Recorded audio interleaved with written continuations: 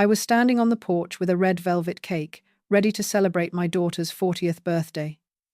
But instead of a hug, she looked me straight in the eye and said something that changed everything. She said, "I wish you were just gone, Mom. Honestly, I wish you were dead." Those were her exact words. I did not scream. I did not cry. Instead, I quietly went home and began liquidating the nearly $6 million I had spent building her luxury life. Just 2 months later, she was standing on the sidewalk, watching the bank change the locks on her mansion, while I was 5,000 miles away, starting over. She wanted me gone, so I gave her exactly what she asked for. I vanished, and I took every single penny with me. Before I explain how a 74-year-old grandmother pulled off the ultimate disappearance, please subscribe to the channel. Also, tell me in the comments which state you are watching this from. I truly love knowing how far our stories reach. I stood there, looking up at that beautiful 3-story house by the ocean. It was a masterpiece of glass and steel, worth nearly $3 million.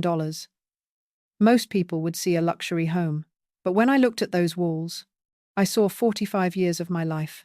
5 years ago, I handed my daughter Sarah a check for $1,500,000. That was just for the down payment. It was the largest gift I had ever given. I gave it with a heart full of love. I truly thought I was securing her future. You see, I spent 45 years as a university professor. I did not have a fancy life. I worked every summer. I taught extra classes on the weekends. I tutored students until late at night. I saved every single penny. I did not buy new cars or designer clothes. My goal was simple. I wanted my daughter to have the life I never had. But as I stood on that expensive driveway, I realized something painful. To Sarah and her husband Jason, that money was just a number. It was something they felt they deserved. Jason always talked about his big investments, but the truth was, it was my retirement fund that paid their mortgage.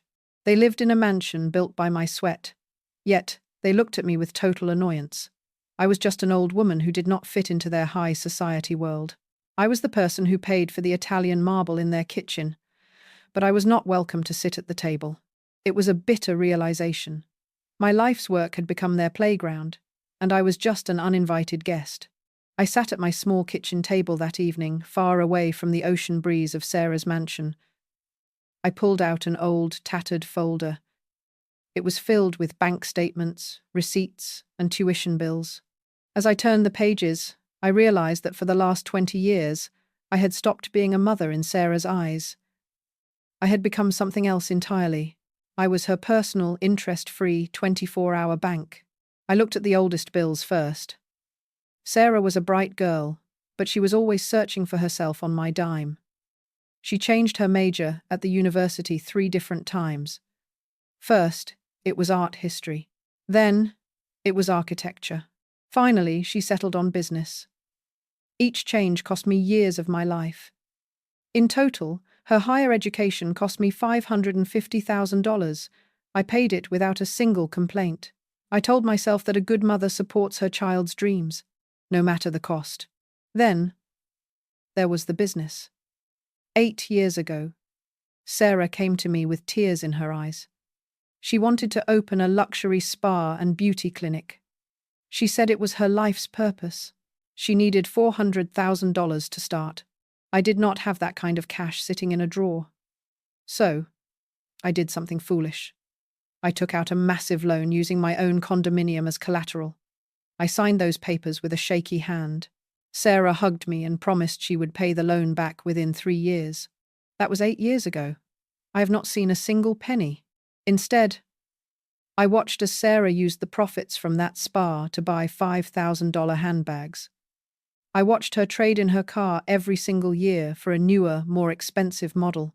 She lived a life of total luxury, while I continued to live in my modest apartment, counting my pennies to make sure I could afford my blood pressure medication.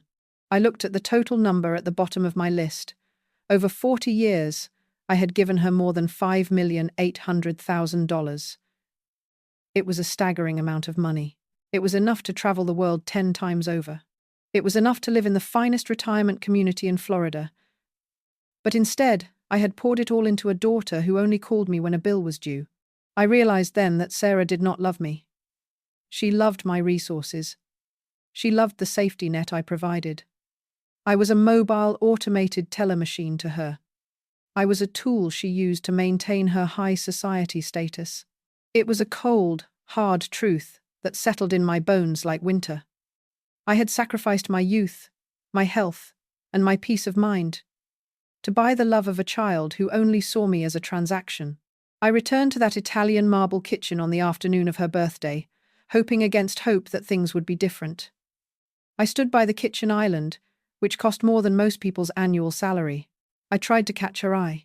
I tried to find a trace of the sweet little girl who used to bake cookies with me. But Sarah was distant. She was cold. She was checking her watch every few minutes. Finally, she sighed. It was a heavy, theatrical sigh.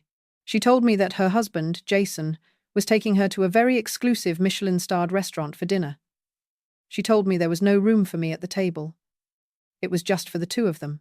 I felt a lump in my throat. I told her that I had traveled across the city just to see her. I told her that we had not spent any real time together in months. I reached out to touch her hand, but she pulled away as if I were covered in dust. She told me that I was being suffocated. She said that my presence was a burden she no longer wanted to carry. I stood there, stunned. I asked her how she could say that after everything I had done, after all the money, after all the sacrifices. That was when the final knife was twisted.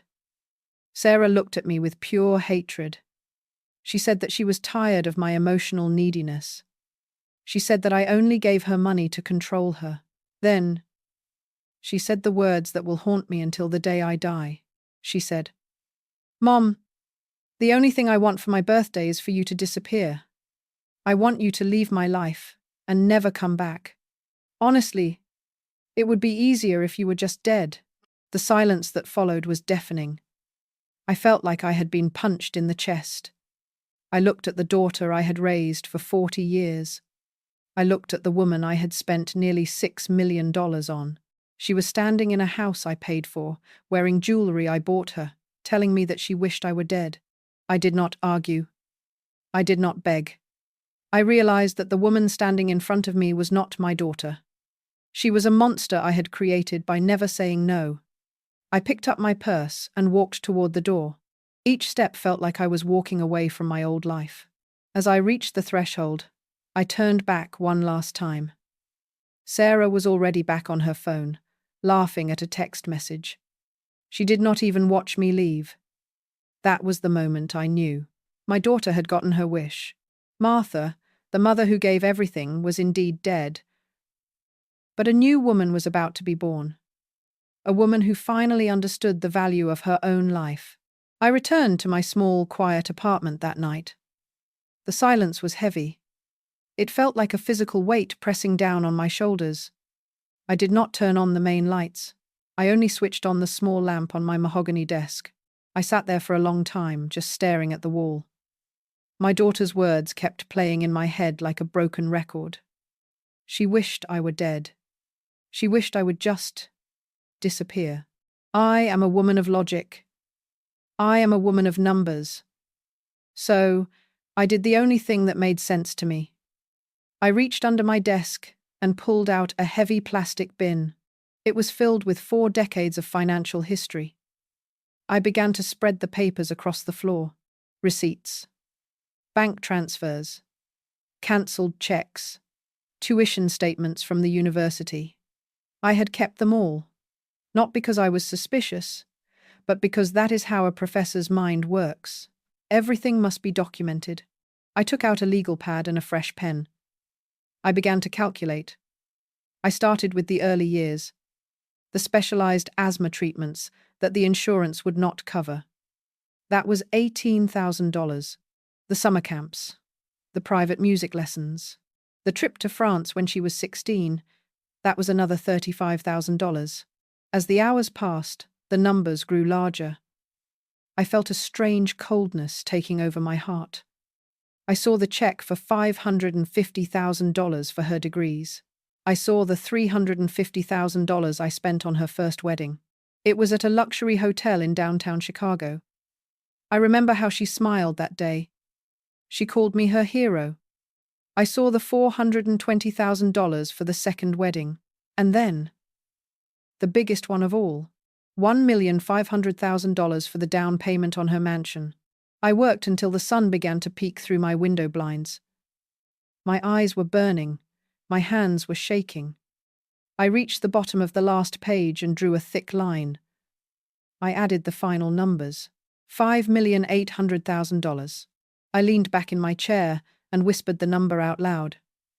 $5,800,000. That was the price of my love. That was the amount I had invested in a woman who now wanted me in a grave. I looked around my modest living room. My furniture was old. My carpet was worn. I had sacrificed every luxury. I had skipped vacations. I had driven the same car for 15 years. All so Sarah could have the world. And in return, she gave me contempt. She gave me hatred. In that moment, the pain in my chest changed. It was no longer a dull ache. It became something sharp. It became a cold, hard resolve. I realized that my love had been a form of self-destruction. By giving Sarah everything, I had taught her that I was nothing. I was just a source of capital. I looked at the total on the legal pad one last time. $5,800,000. I realized that if I had kept that money, I would be living like a queen. I would be at peace. Sarah wanted me to disappear. She wanted me to be dead to her life. Very well. I decided right then that I would grant her wish. But she forgot one very important detail. When a person dies, their support stops. Their bank account is closed. Their help vanishes. I was going to tell Sarah, but I was finally going to start living for Martha. The audit was over. The era of the mother who gave everything was officially finished. The next morning, I did not feel tired. I felt energized. I felt a sense of purpose that I had not felt in years. I dressed in my most professional suit. I did my hair and put on my pearl earrings. I looked in the mirror and saw a professor again. I saw a woman who knew her value. My first stop was the bank. I have known the branch manager, Mr. Miller, for 20 years. He greeted me with a smile, but he saw the look in my eyes. He led me into his private office. I sat down and placed my identification on his desk. I told him that I wanted to close the joint emergency account I shared with my daughter. He checked his computer. The balance was $210,000. He asked me if I was sure. He reminded me that Sarah used that account for her spa business expenses. I looked him in the eye and said, I am sure. I want every penny moved into a private account that only I can access. I want her name removed. I want her debit card cancelled immediately. I watched him click the keys on his keyboard. With every click, a tie was severed. $210,000 moved back to me. It was my money. I had earned it.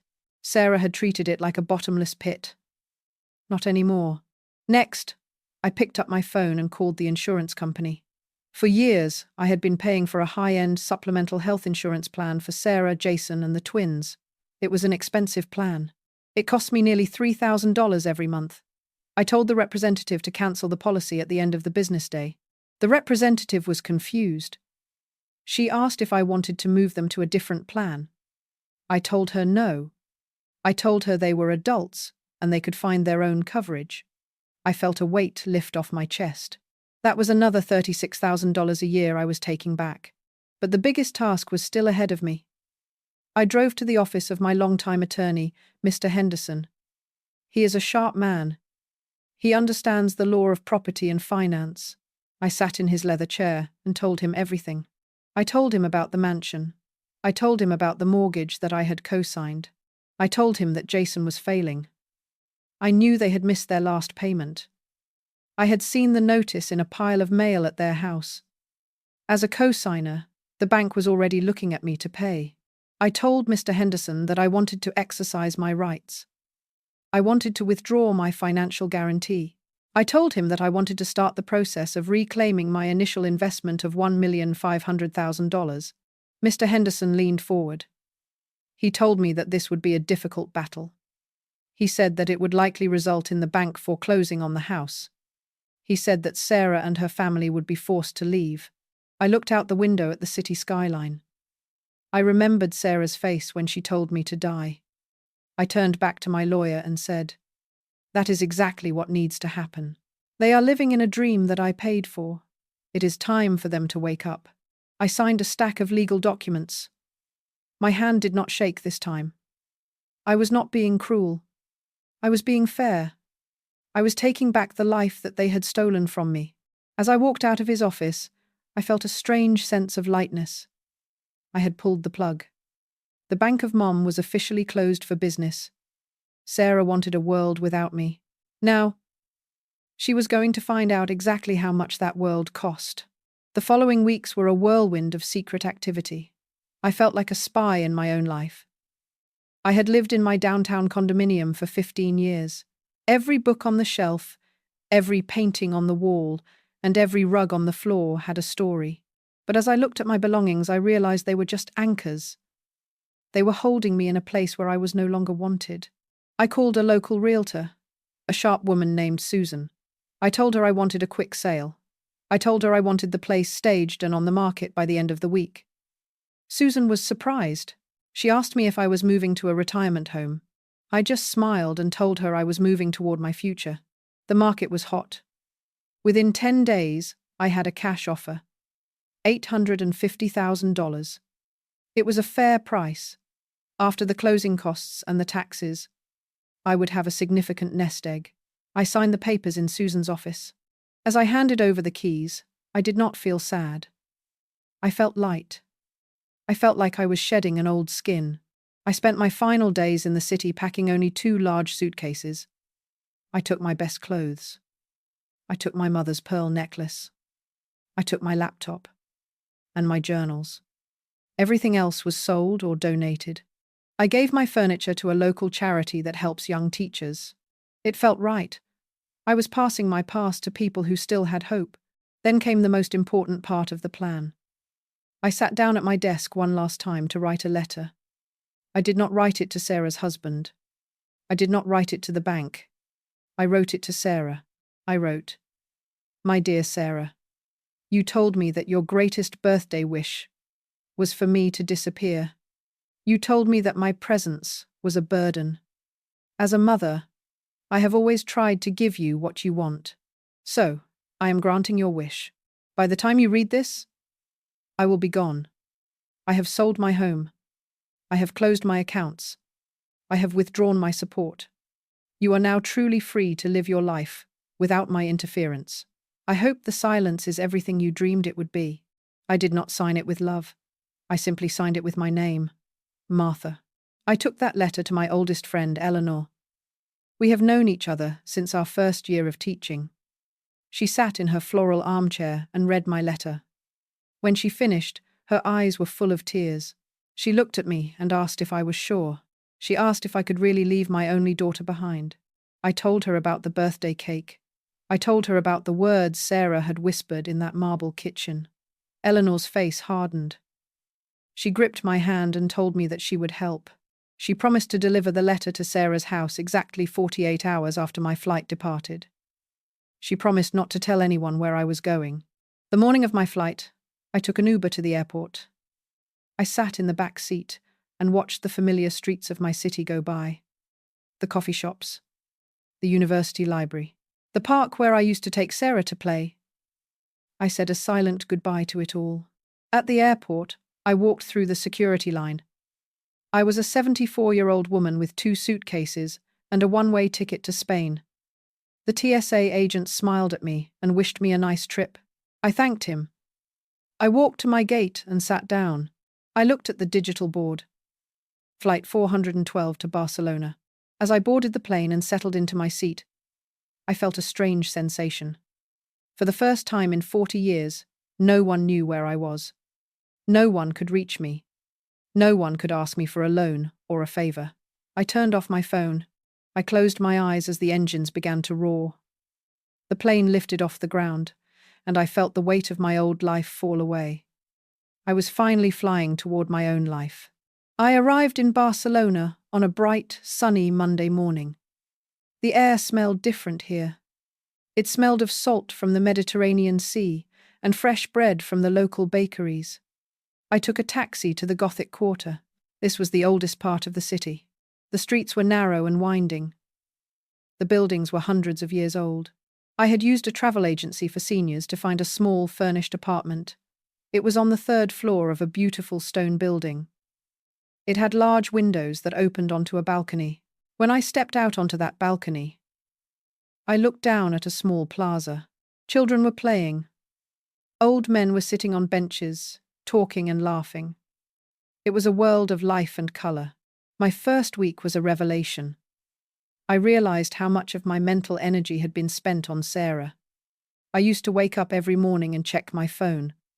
I would wait for her text messages. I would worry about her bills. I would stress about her latest drama with Jason. Now, my phone was silent. I had bought a new local SIM card. Only Eleanor had the number. I began to establish a routine. A routine that was only for me. I woke up when I wanted to. I walked to a small cafe on the corner. I ordered a café con leche and a croissant. I sat there for hours, watching the people go by. I did not feel lonely. I felt peaceful. I felt like I was finally meeting myself again. I enrolled in a language school. I wanted to learn Catalan and improve my Spanish. On my first day, I walked into a classroom filled with people from all over the world. There were retirees from England, Germany, and even a couple from California. We were all there for the same reason. We wanted to start something new. My teacher was a young woman named Maria. She was patient and kind. She did not see me as an old woman. She saw me as a student. She challenged my mind. I spent my afternoons doing my homework in the park. I found that my brain, which had spent years studying complex mathematics, loved the music of a new language. I started taking long walks. I explored the narrow alleys of the Gothic Quarter. I visited the great Barcelona Cathedral. I stood in the middle of that ancient space and felt the history surrounding me. I realized that my own life was just a small part of a much larger story. My problems with Sarah felt smaller here. They felt distant. In the evenings, I would find a small tapas bar. I would order a glass of Spanish red wine and a few small plates of food. I would talk to the locals. I learned that in Spain, family is important, but so is the joy of living. I saw women my age out with their friends, laughing and dancing. They were not just grandmothers. They were individuals. One evening, as I sat on my balcony with a glass of wine, I looked at the stars. I realized that I had not thought about Sarah's mortgage in 3 days. I had not worried about her spa business. I had not felt the sting of her cruel words. I was learning to breathe again. I was learning to find joy in small things. The taste of an orange. The sound of a street musician playing the guitar. The feeling of the warm sun on my face. I was 74 years old, and I was finally free. I was living in a beautiful city, surrounded by history, and my heart was finally beginning to heal. While I was finding my peace in the winding streets of Spain, a storm was breaking back home. I learned the details later from Eleanor, who watched the drama unfold from across the street. The transition was not slow. It was a total collapse. It started 48 hours after I left. Sarah finally opened the letter. Eleanor told me she heard a scream from inside the mansion that reached the sidewalk. Sarah had realized the Bank of Mom was officially out of business. Her first move was to check our joint account. She expected to find $210,000. Instead, she found a balance of 0. Then came the phone calls. Sarah tried to call my cell phone 100 times. She did not know I had destroyed the old SIM card. She left frantic, angry messages on my home voicemail, which was already disconnected. She was a woman who had never faced a financial obstacle in her life, and suddenly she was drowning. The real panic set in when the bank called. For months, Jason had been hiding the truth. He had been using my supplemental funds to cover the interest on the mortgage. Without my monthly injection of cash, the truth came out. They were behind on 3 payments. The bank was no longer interested in excuses. They told Sarah that because the primary co-signer me had withdrawn her guarantee, the entire loan was at risk. Sarah tried to find me. She went to my apartment, but she found a sold sign on the front lawn. She went to the university, but they told her I had retired and left no forwarding address. She even showed up at Eleanor's door, crying and begging for information. Eleanor stood her ground. She told Sarah that some wounds are too deep to heal. She reminded Sarah of what she had said on her birthday. Sarah tried to claim she was just stressed. She tried to say she did not mean it. But Eleanor looked her in the eye and said, "Words are like feathers in the wind, Sarah. Once you let them go, you can never gather them back." Sarah and Jason were alone. Their high society friends stopped answering the phone when the news of the foreclosure leaked out. In the luxury suburbs, reputation is everything, and their reputation was built on my money. Without it, they were invisible. They were facing the harsh reality of a life they could not afford, in a world that did not care. Desperation can turn a person into something truly unrecognizable. When Sarah realized she could not find me, and she could not access my money, she did something unforgivable. She decided to use the legal system as a weapon. I was sitting in a small park in Barcelona, reading a book, when my new phone rang. It was an international number. I hesitated, but I answered. It was a woman named Mrs. Mendoza. She said she was a social worker from the Department of Adult Protective Services back home. My heart began to race. Mrs. Mendoza told me that my daughter had filed a formal report. Sarah had claimed that I was suffering from severe cognitive decline. She told the authorities that I had dementia. She claimed that I had disappeared suddenly because I was no longer in my right mind. She told them I was being exploited by strangers in a foreign country. I sat on that park bench, stunned into silence. For 45 years, I had been a professor of mathematics. My mind was my greatest pride. And now, my own daughter was trying to label me as mentally incompetent. Mrs. Mendoza explained that Sarah was seeking an emergency power of attorney. If the court believed her, Sarah would have total control over my bank accounts, my investments, and my life. She would be able to force me to return home and put me in a facility. It was a cold, calculated move. It was not about my health. It was about the nearly $6 million I still held. Sarah was willing to destroy my dignity and my freedom just to get her hands on my retirement fund. She wanted to prove I was crazy so she could keep her mansion. I took a deep breath. I channeled the strength I used when I had to handle a difficult classroom. I spoke to Mrs. Mendoza with a calm, clear voice. I told her exactly where I was. I told her the name of my lawyer, Mr. Henderson. I told her that I was living independently and that I had already undergone a physical exam before I left. Mrs. Mendoza seemed surprised by my tone.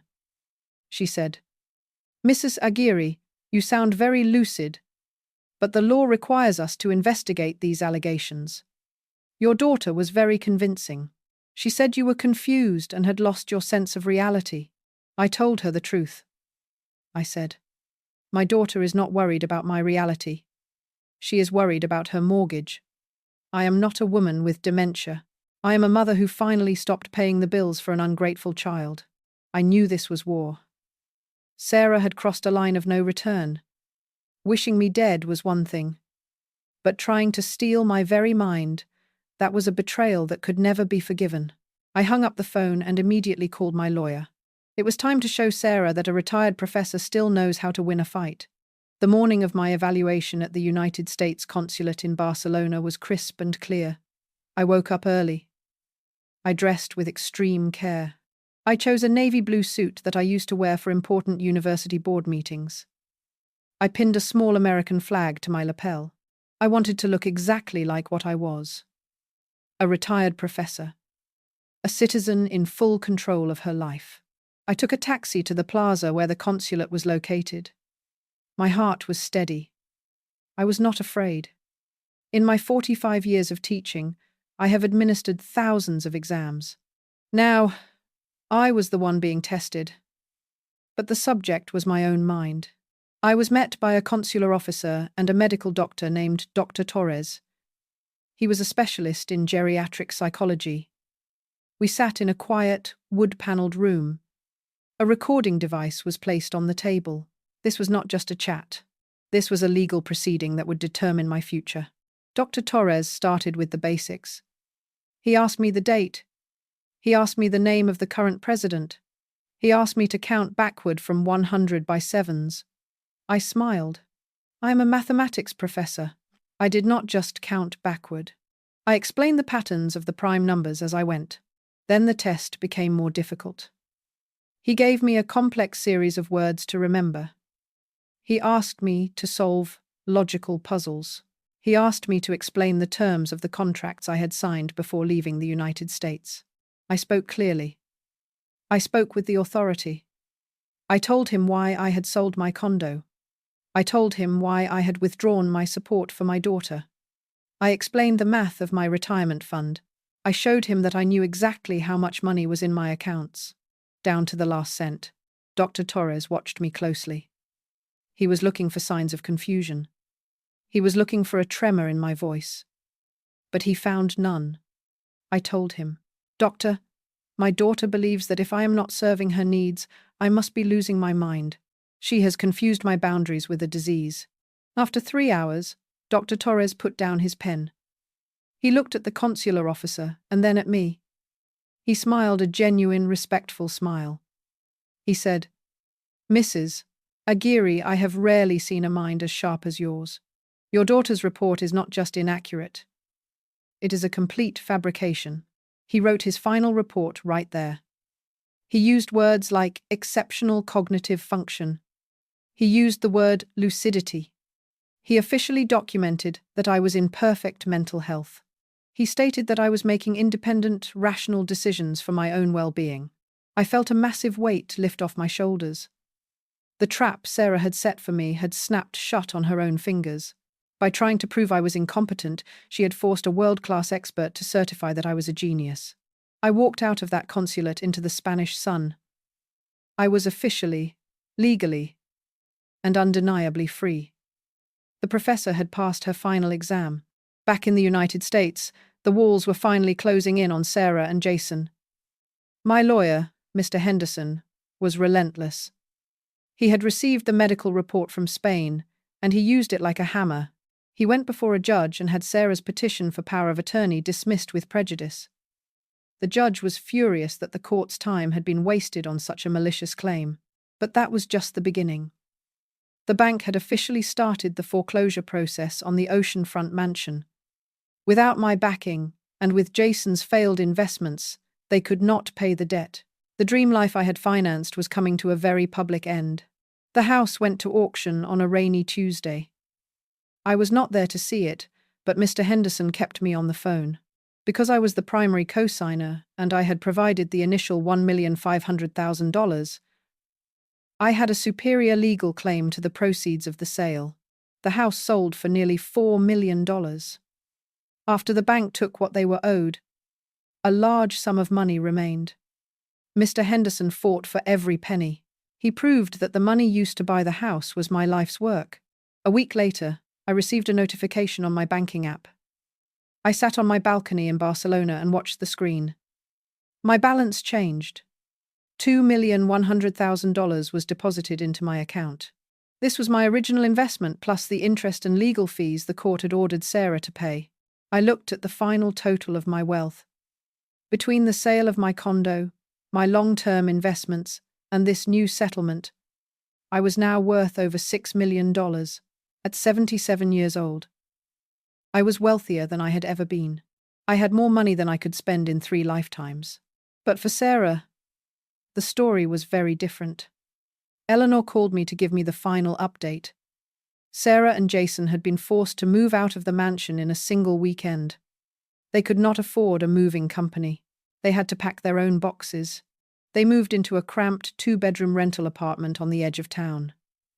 It was near a noisy highway. Sarah had to close her spa because she could not pay the rent. She was now working as an hourly employee at a local beauty chain. She was standing on her feet for 8 hours a day, serving customers she used to look down on. Jason had lost his fancy office. He was working a commission-only job in sales. They were finally living the life they could actually afford. A life without my help. A life without my sacrifice. Eleanor told me that Sarah looked tired. She looked older. She was finally experiencing the stress of the real world. The stress she had tried to hide from for 40 years. I did not feel happy about her suffering. But I felt a deep sense of peace. Justice is not always about revenge. Sometimes, justice is simply allowing people to face the consequences of their own actions. Sarah wanted me to disappear. Now, she had exactly what she asked for. She had a world without Martha. And she was finding out that my love was the only thing that had been keeping her afloat. I was a millionaire in paradise. She was a worker in a rental.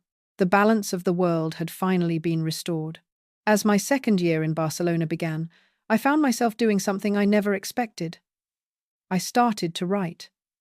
I sat by my large window every morning, looking out at the red-tiled roofs of the city. I began to put my story on paper. At first, it was just for me. It was a way to process the 40 years of sacrifice and the one afternoon of betrayal. But as I wrote, I realized that my story was not just mine. I thought about all the women I had met in my hiking groups. I thought about the thousands of mothers back in America who were being treated like walking bank accounts. I decided to call the book Breaking Free. It was not a book about anger. It was a book about dignity.